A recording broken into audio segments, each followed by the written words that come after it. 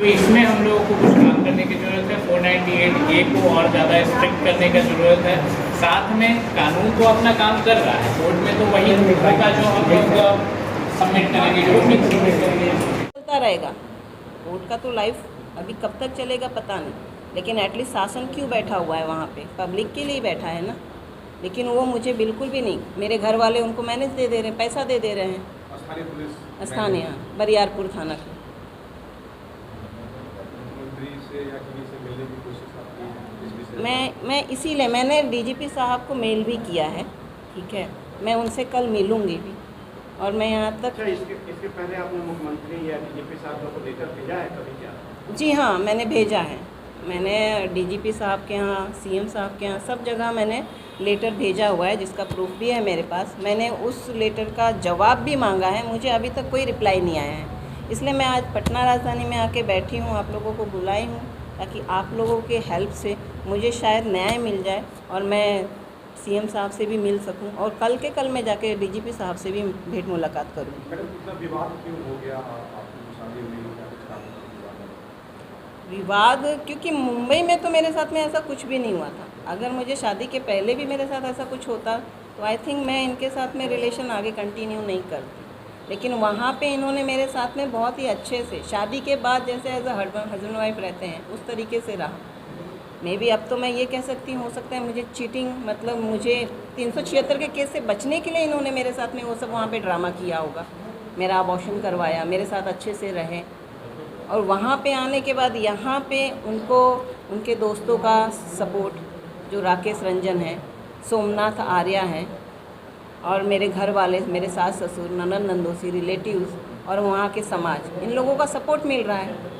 इसीलिए आज मेरे साथ जातिवाद भी होता है, मैं ये भी बता दूँ, मेरे साथ जातिवाद उस घर में होता है, उस समाज में होता है, उस एरिए में होता है। विवाद क्यों हो रहा है? क्योंकि अब उनका सीधा यही, मेरी सास कहती है मैं अपने बेटी की कहीं और शादी कराऊंगी। तो अगर आप कहीं और शादी कराएंगे तो आपने अपने बेटे की शादी मुझसे क्यों करवाया?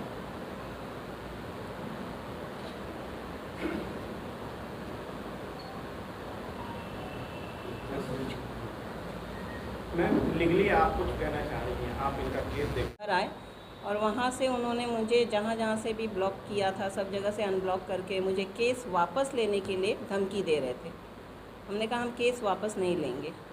फिर वहाँ से उन्होंने 1 जुलाई 2019 को मेरा बाय एयर टिकट कराया दिल्ली आने का, ये कह के कि आप दिल्ली आओ, हमें इस केस के पर्पज़ में बात करनी है।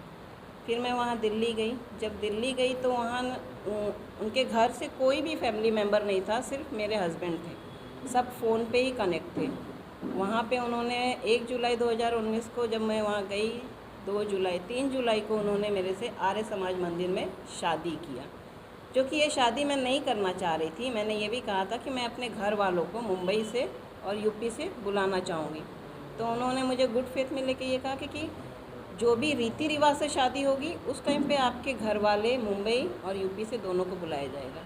ऐसे करते करते उन्होंने मुझसे 3 जुलाई को आर्य समाज मंदिर में शादी किया। 8 जुलाई 2019 को कोर्ट में रजिस्ट्रार कराया, और उसी दिन उनकी बहन नीतू सुमन, जो SBI में जॉब करती है, उन्होंने मेरा और मेरे हस्बैंड का टिकट करा दिया मुंबई का। मुंबई आने के बाद उन्होंने मुझे गुड फेथ में, मतलब मुझे ये कह के कि हम शादी रीति रिवाज से करेंगे, मेरे से बिना परमिशन के उन्होंने मेरा गर्भपात करवाया। और ये गर्भपात करवाने के पीछे मेरी सास निर्मला देवी, मेरी ननद, इन सभी का हाथ था। मेरी ननद ने 20,000 रुपये भेजे थे अबॉर्शन करवाने के लिए। ये सब होने के बाद से फिर जब वहाँ मुंबई का केस डिस्पोज हो गया, मुंबई का केस डिस्पोज होने के बाद से मेरे हस्बैंड और मेरे हस्बैंड के दोस्त राकेश रंजन, वो भी मुंबई आके रह रहे थे, ये दोनों वहाँ से फ़रार हो गए। फ़रार होने के बाद फिर मैं उनके पीछे पीछे, मैं उनको ढूंढते हुए मैं यहाँ बिहार पहली बार आई 7 नवंबर 2019 को। और यहाँ पे जब मैं उनके घर पे गई ढूंढते हुए, तो उन लोगों ने मेरे साथ वहाँ मारपीट किया, मुझे घर में घुसने नहीं दिया, पुलिस को बुलाया, पुलिस से मार खिलाने की धमकी दिया गया। लेकिन वहाँ पे जो समाज के लोग थे, उन लोगों ने मेरा सर्टिफिकेट देखा शादी का, शादी की वीडियो, शादी की पिक देख के मैं कैसे कैसे घर के अंदर गई, लेकिन उस दिन के बाद से मुझे घर में चैन से, आज तक मैं घर में चैन से नहीं।